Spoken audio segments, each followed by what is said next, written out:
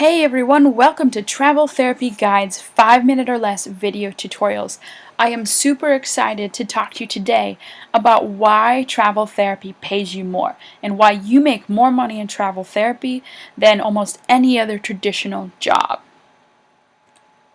Travel therapy pays you about 2 times more than a traditional therapy job would pay you. It's pretty crazy. How is that possible, you may be asking? Most jobs, or at least for an average physical therapist job, pay around $70,000. Yet, that's before taxes. Most travelers make $80,000 after taxes. That's a huge, huge difference. Travel therapists make more due to a couple factors. One is that there's a short-term need. Two, the company is desperate.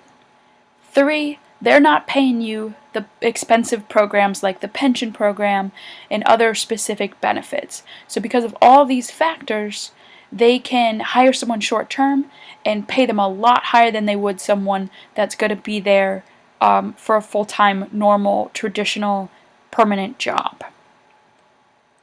Why do traveling companies need travelers if they're going to pay so much, you probably would be asking.